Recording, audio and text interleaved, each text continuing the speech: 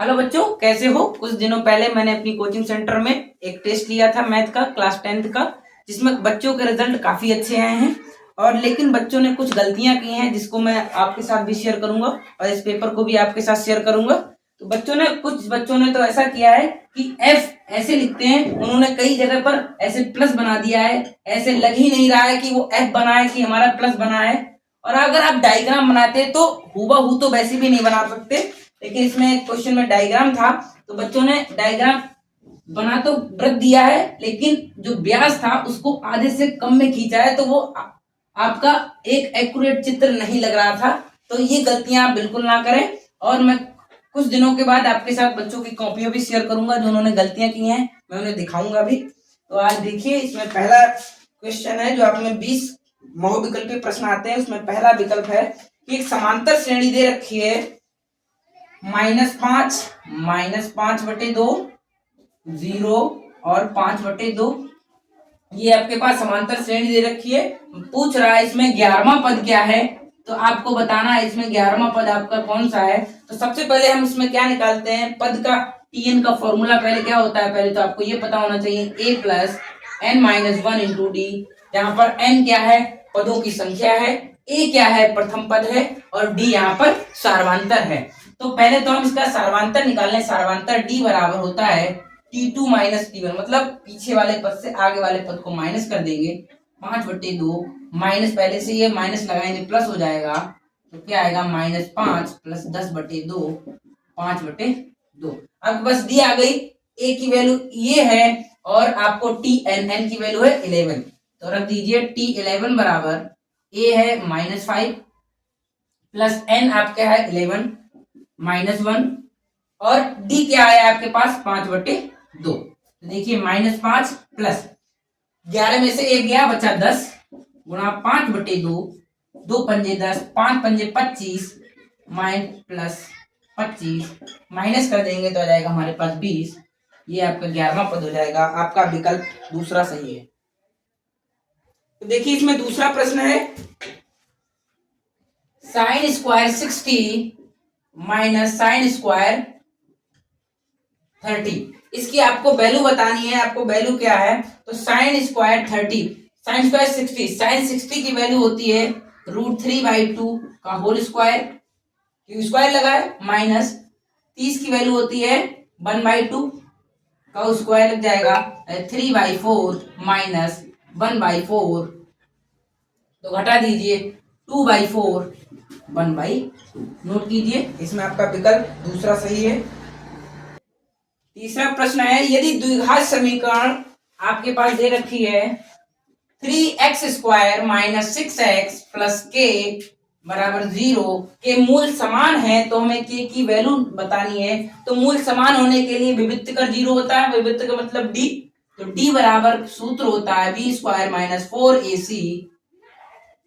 इसकी तुलना कर देंगे ax² plus bx plus c बराबर 0 से, तो a की वैल्यू आ जाएगी हमारे पास 3, b की वैल्यू आ जाएगी -6 और c की वैल्यू आ जाएगी k। देखिए वैल्यू रख दीजिए, यहाँ पर क्या आएगी, ये d बराबर जो 0 होता है तो 0 रख देंगे। अब देखिए क्या आएगा, b बराबर -6 है तो -6 का स्क्वायर -4, a की वैल्यू 3 रख दीजिए, k 36 माइनस 4 किया 12 के, इधर पहुंचा दीजिए 12 के बराबर 36, के बराबर 3। इसमें आपका विकल्प पहला सही है। चौथा प्रश्न है, एक सिक्के को उछालने पर पट न आने की प्रायिकता।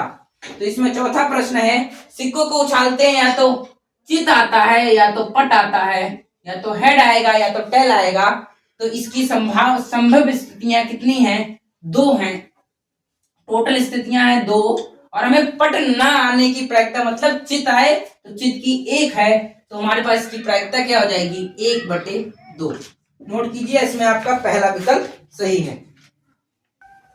इसमें पांचवा प्रश्न है, यदि बारंबारता बंटन की माध्यिका आपके पास 16 दे रखी है, माध्यिका दे रखी है हमारे पास 16 और माध्य दे रखा है हमारे पास 15 है, तो हमें बताना है कि इसका बहुलक क्या होगा। तो इस फॉर्मूला होता है बहुलक और माध्यिका, और माध्य में एक संबंध होता है। बहुलक बराबर होता है 3 गुणा माध्यिका माइनस 2 गुणा माध्य, समांतर माध्य या माध्य। ठीक है, तो सबसे पहले 3 गुणा माध्यिका कितनी है आपके पास 16 माइनस 2 गुणा 15, अब है 16 तिया 48 माइनस 15 दूनी 30, 48 में से 30 चला जाएगा तो हमारे पास बच जाएगा 18। ये आपका करेक्ट आंसर हो जाएगा। इसमें आपका दूसरा विकल्प सही है। इसमें छठा प्रश्न है, निम्न में से कौन केंद्रीय प्रवृत्ति माप नहीं है? केंद्रीय प्रवृत्ति माप नहीं है तो इसमें माध्य, माध्यिका, बहुलक और मानक विचलन। मानक विचलन हमारा केंद्रीय प्रवृत्ति की माप नहीं है, सिर्फ हम माध्य, माध्यक और बहुलक से ही केंद्रीय प्रवृत्ति ज्ञात करते हैं, निकालते हैं। तो देखिए इसमें आपका चौथा विकल्प सही है। इसमें 7वां प्रश्न हमारे पास दे रखा है, sine a square 18 degree minus cos square 72 degree दे रखा है। तो देखिए ये होता है साइन स्क्वायर, साइन 18 का whole square minus cos square 72 degree. ठीक है, अब देखिए क्या है, साइन को हम क्या ले सकते हैं, कॉस 90 माइनस क्या आएगा हमारे पास 18। ठीक है, अब 90 माइनस 18 क्या होता है, ये 90 से चेंज हो जाएगा तो हमारे पास आएगा साइन 18, और ये पहले में पहुंच जाएगा तो यहाँ पॉजिटिव आ जाएगा। मतलब हम इसको साइन 18 डिग्री को हम कॉस 90 माइनस 18 लिख सकते हैं। तो देखिए 90 माइनस 80 लिखेंगे हम साइन 18 को, तो आएगा कॉस 90 माइनस 18 का होल स्क्वायर बराबर माइनस कॉस स्क्वायर 72 डिग्री। तो देखिए अब 90 माइनस 18 क्या आएगा हमारे पास 72 का whole square minus cos square 72, square है, सेम टर्म है, कैंसिल हो जाएंगे तो हमारा आंसर 0 आ जाएगा। तो आपका इसमें दूसरा विकल्प सही है, नोट कीजिए। इसमें 8वां प्रश्न है, एक पासे को उछालने पर अभाज्य संख्या आने की प्रायिकता। एक पासा है उसको उछालेंगे तो 1 2 3 4 5 और 6 इतनी कुल स्थितियां इतनी हो जाएंगी। अभाज्य संख्या क्या होती है कि 2 एक अभाज्य संख्या, 3 और 1 5, मतलब 3 अभाज्य संख्या, इसकी संभव स्थितियां हैं 3 और कुल स्थितियां हमारे पास हैं 6, तो इसकी प्रायिकता हो जाएगी, लिख देंगे अभाज्य संख्या आने की प्रायिकता। संभव स्थितियां इसमें है 3 और कुल स्थितियां हमारे पास 6, तो 1/2 हमारा आंसर हो जाएगा। तो इसमें आपका दूसरा विकल्प सही है। इसमें आपका 9वां प्रश्न है, आपके पास 3 पॉइंट दे रखे हैं, ए दिया है -4,0, बी दिया है हमारे पास 4,0 और सी पॉइंट दिया है हमारे पास 0,3। ये त्रिभुज के शीर्ष हैं, तो हमें बताना है ये त्रिभुज कौन सा है। विकल्प समकोण त्रिभुज, समद्विबाहु त्रिभुज, समबाहु त्रिभुज और विषमबाहु त्रिभुज। सबसे पहले तो एक त्रिभुज बना लीजिए, पॉइंट लिख दीजिए ए, बी और सी। ए पॉइंट है -4,0, बी पॉइंट है हमारे पास 4,0, सी पॉइंट है 0,3। तो देखिए हम क्या करें, ए बी निकाल लें, बी सी निकाल लें और ए सी निकाल लें, तो हमें पता चल जाएगा कि हम पहले इनकी माप निकल आएंगी तो हमें पता चल जाएगा ये कौन सा त्रिभुज है। सबसे पहले तो ए बी निकालेंगे, फॉर्मूला वही है x2 माइनस x1 का whole square y 2 minus y 1 का होल स्क्वायर पूरे का स्क्वायर रूट।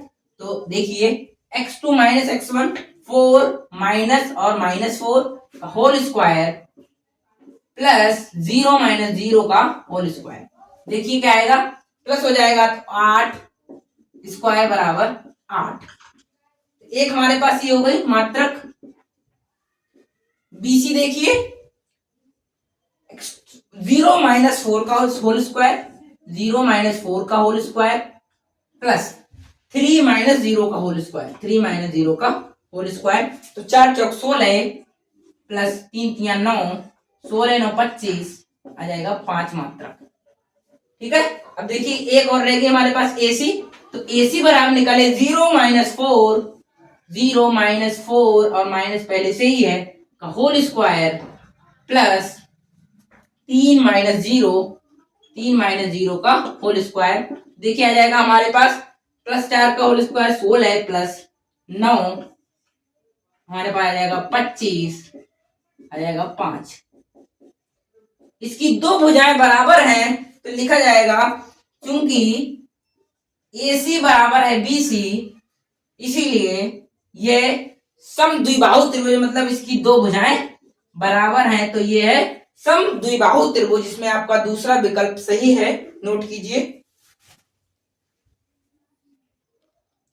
10वां क्वेश्चन आपके पास दिया है कि एक घड़ी है हमारे पास, उसमें 1 मिनट वाली सुई है, तो उसको उसकी लंबाई हमारे पास दे रखी है 14 सेंटीमीटर। तो उसके द्वारा 1 मिनट में बना कोण कितना होगा। तो पहले तो हमें ये पता है कि टोटल 60 मिनट होते हैं, तो 60 मिनट में वो हमारे 60 मिनट में हमें बनाती है पूरा, तो एक चक्कर घूमती 360 अंश का कोण बनाती है। तो 1 मिनट में कितना कोण बनाएगी, 360/60 बराबर 6 डिग्री। 6 डिग्री कोण बनाएगी 1 मिनट में। और हमें एक ही मिनट के द्वारा घिरित क्षेत्रफल, जो वो क्षेत्रफल बताएगी वो हमें बताया। तो थीटा की वैल्यू हमारे पास आ गई थी 6 डिग्री। और आपका 10वां प्रश्न है, और आर मतलब जो इसकी त्रिज्या है AC तो घूमेंगे, तो आर की वैल्यू हमारे पास है 14 सेंटीमीटर। अब हमें बताना 1 मिनट में सुई द्वारा रचित क्षेत्रफल क्या है। तो देखिए इसका फॉर्मूला होता है θ/360 पाई r स्क्वायर। तो थीटा हमारे पास दे रखा है 6/360, पाई की वैल्यू 22/7 गुणा r की वैल्यू 14 × 14। तो देखिए 7 दूनी 14, 6 से काट दीजिए आप इसको, तो आपके पास आ जाएगा 60। अब देखिए 2 से काटिए, 2 30 और 2 कट गया। ठीक है। अब देखिए 15 दूनी 30 और 2 11। तो देखिए गुणा करने पर क्या आएगा हमारे पास, 11 × 14/15। तो 14 एकम 14 और 14 एकम 14 15/15। तो आ जाएगा हमारे पास, डिवाइड करेंगे तो हमारे पास वैल्यू आ जाएगी 10.26 सेंटीमीटर स्क्वायर। तो आपका इसमें पहला विकल्प सही है, नोट कीजिए। 11वां क्वेश्चन है आपका, इसमें दिया है 10x बराबर 2ab/a² - b²। तो हमें इसमें cos x की वैल्यू चाहिए। देखिए हम एक ट्रायंगल बना लें, इसको दो तरीके से सॉल्व कर सकते हैं, या तो आप सर्व समीकरण लगाकर सॉल्व करें, वरना ट्रायंगल से इजी पड़ता है, आपके पास टाइम भी कम होता है और ये बहुविकल्पीय प्रश्न है, तो इसको ट्रायंगल से ही कर लें। तो इसका होता है लंब बटे आधार। तो यहाँ पर लंब ये है 2ab और आधार है a² - b²। तो देखिए ABC, हमारे पास AB मतलब कर्ण चाहिए, तो AB का होल स्क्वायर बराबर होता है BC² + AC²। तो देखिए आपके पास BC क्या है, a² - b² का होल स्क्वायर प्लस 2ab का होल स्क्वायर, तो बराबर हो जाएगा a⁴ plus b⁴ minus 2a² b² plus का 4a² b²। तो देखिए इसका स्क्वायर खोल दिया है हमने, घटा दीजिए तो आ जाएगा a⁴ प्लस b⁴ माइनस, नहीं प्लस हो जाएगा यहाँ पर, तो 2a² b² हो जाएगा। ठीक है। तो देखिए ये किसका स्क्वायर बन रहा है, तो ये जो बन रहा है a² प्लस b² का होल स्क्वायर बन रहा है, a⁴ b⁴ प्लस दोनों पदों की गुणा का 2 गुना। तो यहाँ पर ab² है, तो ab बराबर आ जाएगा स्क्वायर रूट ऑफ दिस, मतलब इसकी पावर हट जाएगी, आ जाएगा a² प्लस b²।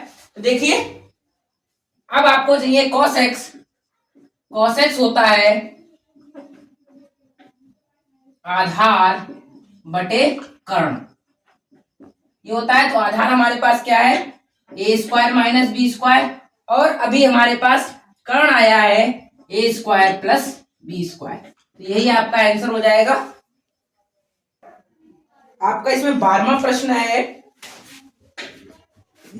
एक द्विघात समीकरण दे रखी है 5x² minus 3x plus 2 equal to 0। तो हमें इसमें मूलों का योग बताना है और मूलों का गुणनफल बताना है। तो इसके फॉर्मूला होता है मूलों का योग बराबर होता है माइनस जो आपके पास x का गुणांक होता है और अपॉन में आता है x² का गुणांक। देखिए हमारे पास x का गुणांक हमारे पास है -3 अपॉन x² का है 5 माइनस माइनस प्लस 3 अपॉन 5 और गुणनफल का होता है अचर पद अपॉन x² का गुणांक। ये हमने लॉन्ग वीडियो में भी करा रखा है, वहां पर जाके आप जरूर देखें इसे। अचर पद हमारे पास है 2 अपॉन 5। तो ये आपका योगफल हो गया, ये आपका गुणनफल हो गया। तो इसमें आपका तीसरा वाला विकल्प सही है। अब देखिए इसमें अगला प्रश्न है 13वां। त्रिभुज दिया है हमारे पास एबीसी हमारे पास त्रिभुज दिया है। कह रहा है उसमें जो बीसी रेखा है उसके समांतर हमने एक पीक्यू रेखा खींची है। तो खींची गई है यदि PQ अनुपात BC दिया हमारे पास 1:3, तो हमें बताना है AP रेशियो PV। ये हमें बताना है AP रेशियो PV की वैल्यू बतानी है कि क्या होगी हमारे पास। और ये हमारे पास दे रखा है इनका रेशियो। तो हम जानते हैं जब भी कोई रेखा BC के आधार के समांतर एक रेखा होती है तो उसका जो रेशियो होता है तो PQ अपॉन BC थे इसकी प्रीमे से यहां लिखेंगे जो 1:3 है। तो ये बराबर होगी किसके, जो AP और AB के रेशियो के।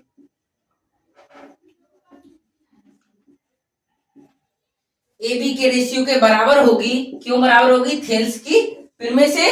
तो देखिए अब मान जाएंगे AP रेशियो PV। तो AP हमारे पास आ रही है 1 और PV क्या है PB। AB में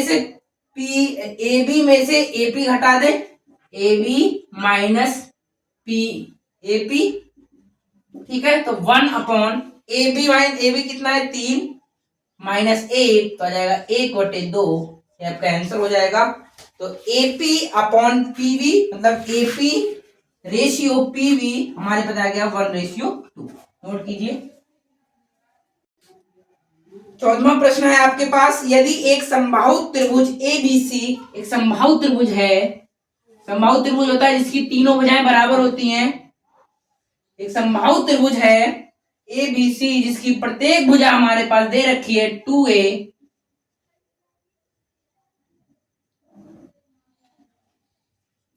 प्रत्येक भुजा 2a दे रखी है। तो उसका शीर्ष लंब हमें लंबाई बतानी है। तो शीर्ष से डाला गया लंब सामने वाली भुजा को समद्विभाजित करता है। ये हमारी प्रीमे है। तो देखिए त्रिभुज हमें इसकी लंबाई बतानी है A और D की। तो देखिए तो हम जानते हैं कि जो सामने वाली शीर्ष से डाला गया लंब सामने वाली भुजा को समद्विभाजित करता है। तो ये समकोण त्रिभुज बन गया। तो हमारे पास त्रिभुज ADC में जो AD का स्क्वायर है वो होगा AC का स्क्वायर माइनस DC का स्क्वायर। तो AD का स्क्वायर बराबर AC क्या है हमारे पास 2a का whole square minus A square बराबर 4a square minus A square 3a square. तो AD बराबर आ जाएगा हमारे पास √3a। करेक्ट आंसर हो जाएगा। नोट कीजिए। 15वां प्रश्न है आपके पास, sin 31 degree upon cos 59 degree. इसकी हमें वैल्यू बतानी है। सबसे पहले तो होता है cos 90 माइनस थीटा बराबर होता है sin थीटा। तो देखिए क्या होगा, sin 31 रख दीजिए तो cos 90 माइनस 31 बराबर साइन 31। तो साइन 31 की वैल्यू रख दीजिए यहाँ पर, क्या आएगी हमारे पास कॉस 90 माइनस 31 अपॉन कॉस 59। तो सबसे पहले तो आ जाएगा कॉस 59 बटे कॉस 59, हमारे पास वैल्यू आ जाएगी 1। नोट कीजिए। 16वां इसमें क्वेश्चन है, आपके पास एक समीकरण दे रखी है 4x square minus 12x plus 9 equals to 0। तो इसमें बताना है मूल होंगे वास्तविक असमान, वास्तविक नहीं, वास्तविक और बराबर, काल्पनिक और समान। तो इसके लिए हम विविध कर चेक करते हैं। तो विविध कर d बराबर होता है p स्क्वायर माइनस 4ac, इसकी तुलना करा देंगे ax square plus bx plus c बराबर 0 से। तो a की वैल्यू हमारे पास 4 आ जाएगी, b की वैल्यू माइनस 12 आ जाएगी, 4 a की वैल्यू है 4 और c की वैल्यू आ जाएगी 9। तो देखिए कितना आएगा हमारे पास 144 माइनस 4 चौक 16 नहीं, 144 तो आ जाएगा 0। तो जिसका d बराबर 0 होता है तो हमारे मूल होते हैं वास्तविक और बराबर। तो आ जाएगा आपका वास्तविक और बराबर। नोट कीजिए। एक समचतुर्भुज आपके पास 17वां क्वेश्चन है, एक समचतुर्भुज दिया है, एक समचतुर्भुज बना लीजिए।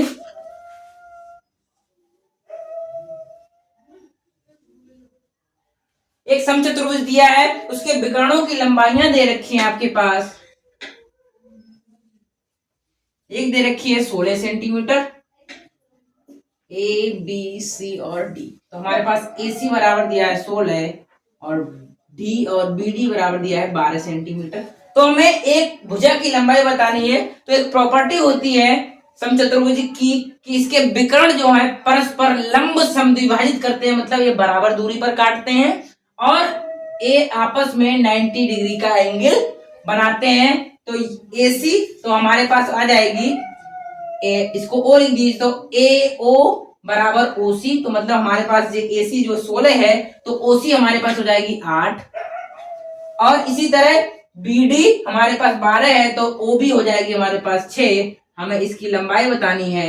और ये एक पाइथागोरस भी एक समकोण त्रिभुज बन गया, तो इसमें पाइथागोरस प्रमेय लगा दीजिए।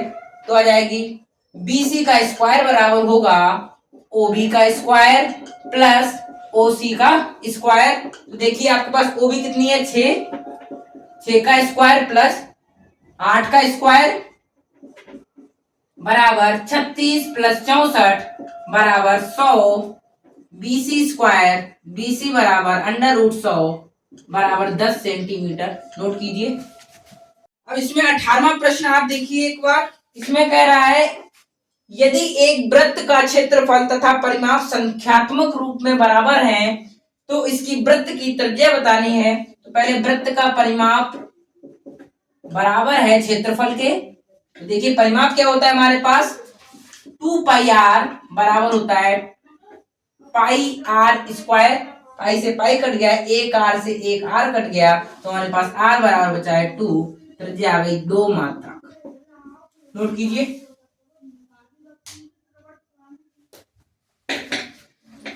अब देखिए आप 19वां प्रश्न है, संख्या 144 के अभाज्य गुणनखंडों में घातों की संख्या में बताने। तो पहले इसके अभाज्य गुणनखंड कर लीजिए 2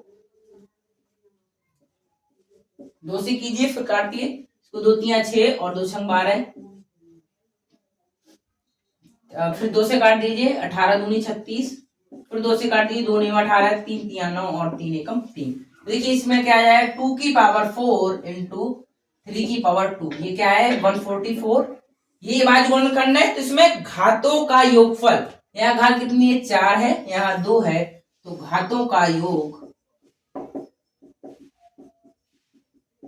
4 प्लस 2 बराबर 6। यही आपका आंसर है।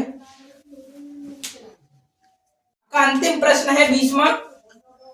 आपके पास एक पॉइंट ए बराबर दिया है -4, 2 और बी पॉइंट हमारे पास दे रखा है 5, 6। तो इसमें कह रहा है जोड़ने वाले रेखाखंड का मध्य बिंदु C हमारे पास दे रखा है x/8, 4। ये हमारे पास बिंदु दे रखा है, इस दोनों का मध्य बिंदु दे रखा है, तो हमें x की वैल्यू बतानी है। तो सबसे पहले मध्य बिंदु का फॉर्मूला लगाएंगे। तो मध्य बिंदु बराबर x1 plus x2 by 2 comma by 2 by 1 plus by 2 by 2, ये फॉर्मूला होता है। मध्य बिंदु हमारे पास दिया है x बाई 8 कॉमा 4। तो देखिए बराबर x1 ये है, x2 ये है, -4 प्लस 5 अपॉन 2। तो हमारे पास देखिए क्या आएगा, और इधर देखिए 2 प्लस 6 बाई 2। इसकी हमें कोई जरूरत नहीं है, हमारे पास इसकी तो वैल्यू दे रखी है। तो इसके बराबर ये पॉइंट लिख देंगे कि तुलना से क्या आएगा, x बाई 8 बराबर आ जाएगा 1 बाई 2, क्रॉस मल्टीप्लाई कर दीजिए तो हमारे पास आ जाएगा 2x बराबर 8, x बराबर 4। आपका आंसर हो जाएगा, इसमें आपका दूसरा विकल्प सही है। आज के लिए बस इतना ही। नेक्स्ट वीडियो के लिए आप कमेंट करें, और अगर पेपर की पीडीएफ चाहते हैं तो डिस्क्रिप्शन में हम पीडीएफ डाल देंगे, और हम एक लिंक डालेंगे व्हाट्सएप चैनल की, उसको भी ज्वाइन करें। उस पर हम मॉडल पेपर्स और कराएंगे।